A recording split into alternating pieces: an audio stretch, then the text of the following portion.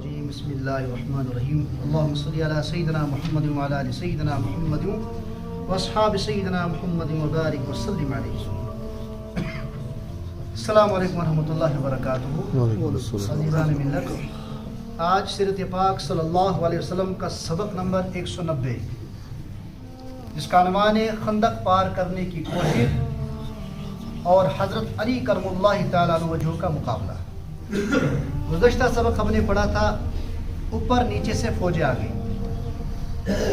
مشرکین مکہ نے قبیلہ بنو نذیر اور قبیلہ بنو قینقاع جو دو قبیلے مدینہ سے جلا وطن کیے گئے تھے، ان دو قبیلوں کو بھی ملا کر اور اطراف میں مکہ المکرمہ کے اطراف میں جتنے بھی یہودی قبائل تھے جو آپ صلی اللہ علیہ وسلم کے سخت دشمن تھے، ان کو بھی ملا کر 10,000 کا لشکر جمع کر کے مدینہ پر حملہ دعویٰ بول دیا.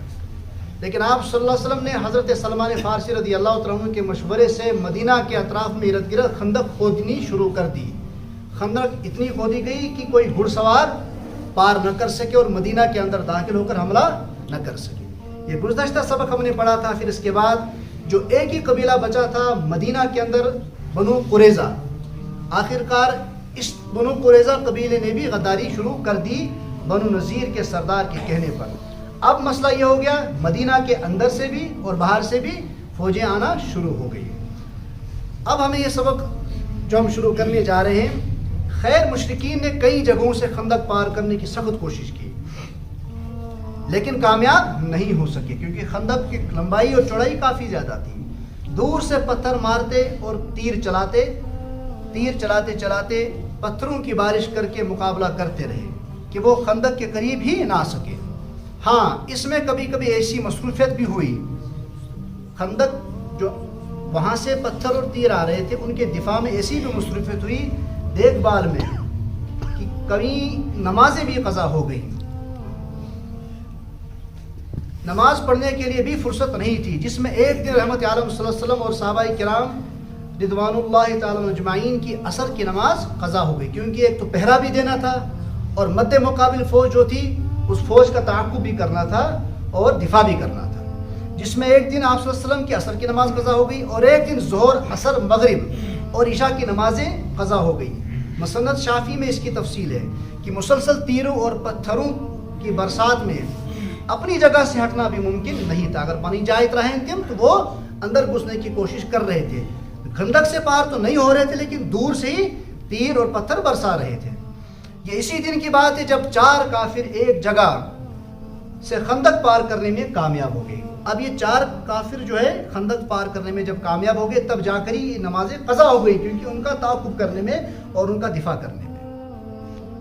تو ان میں سے زرار اور حیبر تو یہاں کا رنگ دیکھ کر بھاگنے میں کامیاب ہو گئے. جو 4 میں سے 2 تھے، جب انہوں نے ماحول دیکھ لیا، صحابہ کرام کی جرأت دیکھ لی، تو وہاں سے وہ 2 بھاگ گئے.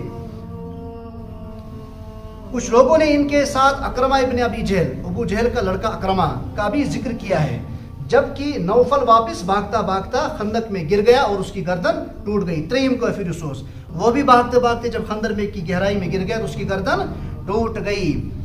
حضرت علی کرم اللہ تعالیٰ عنہ وجہ نے تلوار نکالی، کیونکہ آپ خندق کے قریب میں تھے، تلوار نکالی اور اس کا کام تمام کر دیا. کس کا؟ جس کی گردن ٹوٹ گئی تھی. بس ایک عمر ابن عبدود رہ گیا جو غزوہ بدر میں زخمی ہو گیا تھا اور اس نے قسم کھا رکھی تھی کہ جو بدر میں شکست ہوئی تھی جب تک نہ میں اس کا انتقام ہوں تب تک اپنے سر کے بالوں میں تیل نہیں لگاؤں گا. مشرکین مکہ یم جی قسم کیا کیا اس ون ہے ویلاگون اس تیل کالم پیٹ. اب دھوپ سے ہم پیچھے نہیں آئیں گے. جب ایسا کہ واقعہ ہم نے پڑھا تھا کہ ایک صحابی کی والدہ نے کیا بولا کہ جب تک نہ تو محمد صلی اللہ علیہ وسلم کا ساتھ چھوڑ دے میں نہ کچھ کھاؤں گی نہ پیوں گی اور دھوپ میں سارا دن رہوں گی. یہ بس یمی قسم کیا بنا، میں کبھی نہوں گا ہی نہیں جب تک نہ انتقام لے لوں. اس نے قسم کھائی تھی کہ جب تک میں اس کا بدلہ نہیں لوں گا تب تک سر میں تیل نہیں ڈالوں گا. اس کے لیے مشہور تھا کہ 1000 سواروں کا اکیلا مقابلہ کرتا تھا. اتنا طاقتور کافر تھا یہ اور بہادر تھا کہ 1000 گھڑ سواروں کا اکیلے مقابلہ کرنے کے لیے آگے آیا کرتا تھا.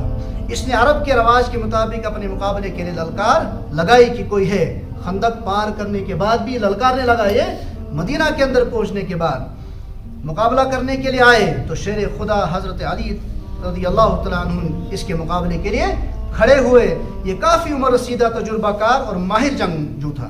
اس نے پوچھا تو کون ہے؟ ایمپرس حضرت علی رضی اللہ تعالیٰ عنہ کساشو. حضرت علی نے فرمایا علی ابن ابی طالب. وہ کہنے لگا تو چھوٹا بچہ ہے, تو چلا جا, میں تجھے قتل نہیں کرنا چاہتا. حضرت علی نے فرمایا لیکن میں تیری گردن تیرے تن سے جدا کرنا چاہتا ہوں. اس پر وہ غصہ ہو گیا, آگ بگولا ہو گیا اور چھلانگ مار کر اپنے گھوڑے سے نیچے اتر آیا. اپنے گھوڑے کے دونوں پیر کاٹ دیے. کو سخت مزاج کوشی, خندق پار کرنے کے بعد اپنے گھوڑے کے ہی پیر کاٹ دیے کہ واپس جانے کا کوئی اندیشہ, کوئی سبب ہی نہ بن سکے, واپسی کا کوئی خیال نہیں. حضرت علی رضی اللہ تعالیٰ نے فرمایا کہ تیرے بارے میں یہ بات بہت مشہور ہے کہ اگر تجھ سے 3 چیزوں میں سے ایک چیز کی مانگ کرتا ہے تو ایک ضرور مان لیتا. اگر تیرا فرمائش تھا ہو چکا تو ان میں سے ایک نہ ایک بات مان لیتا ہے. اس نے کہا جی ہاں ضرور صحیح ہے.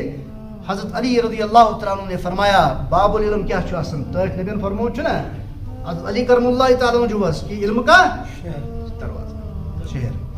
پھر حضرت علی رضی اللہ تعالیٰ نے فرمایا پھر میں سب سے پہلے تجھے خدا تعالیٰ کے دین کی دعوت دیتا ہوں. کیا وینس گوڑش کا آپ کیا وینس کہ خدا اس کو بلد سو توحید کر خدا سن تسلیم.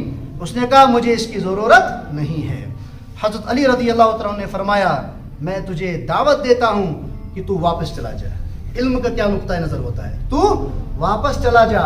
ہو سکتا ہے کہ تیری زندگی طویل ہو اور کہیں نہ کہیں آج یا کل یا پرسوں تو توحید کا اقرار کر بیٹھے.